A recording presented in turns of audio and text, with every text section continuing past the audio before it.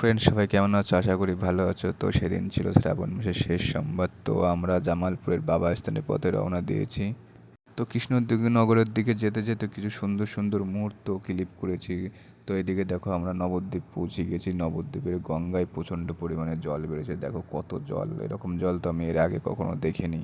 তো এদিকে দেখো আমরা জামালপুরে পৌঁছে গিয়েছি। তো এত ভিড় ছিল, তো ভিড়ের জ্বালায় আমরা গাড়ি নিয়ে ঢুকতে পারিনি। তো গাড়ি এক সাইডে থুয়ে আমরা হেঁটে হেঁটেই যাচ্ছিলাম রাস্তা ধরে। তো এগিয়ে দেখে গেটটা দেখো কত সুন্দর গেটটা। তো আমরা মন্দির প্রাঙ্গণে দেখো পৌঁছে গিয়েছি।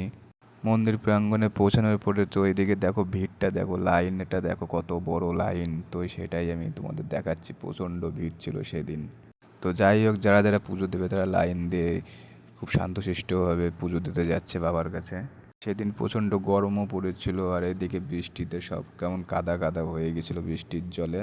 আর এই দিকটা দেখতে পাচ্ছ, ওই দিক দিয়ে যে দিকটা আগে দেখালাম তোমাদের, ওই দিক দিয়ে সব পুজো দিতে ঢুকছে, আর ওই দিক দিয়ে বের করে দিচ্ছে ওই যে গেটটা দেখালাম তোমাদের। আর এইদিকে দেখো মন্দিরের বাইরে দেখো কত বড় খোলা মাঠ। মাঠে অনেকে বসে আছে, যারা বসে আছে, আর ওইদিকে মাঠের ভেতর অনেক মেলার দোকান ফোকান বসেছে। এই যে সেই দিকটা, যে দিক দিয়ে পুজো দিয়ে সবাই বেরোচ্ছে, আর এইদিকে দেখো বাবার চরণামৃত সবাই নিচ্ছে, আর এইদিকে সবাই ধূপকাঠি জ্বালাচ্ছে, আর অনেকেই মোমবাতি জ্বালিয়েছে, দেখতে খুবই সুন্দর লাগছে। আর এখানে অনেকেই ঢেলা বাঁধছে বা অনেকেই বেঁধেছে। তো এইদিকেও আর একটা গেট আছে। তো এইদিকে দেখো আমরা সবাই যারা যারা এসেছি সবাই এখানে আছি। তো যাই হোক, এখানে আমি আর আগে কোনোদিনও আসিনি, আজকে এসেছিলাম, খুবই ভালো লেগেছে। আর এদিকে দেখো রাজা রানী খুব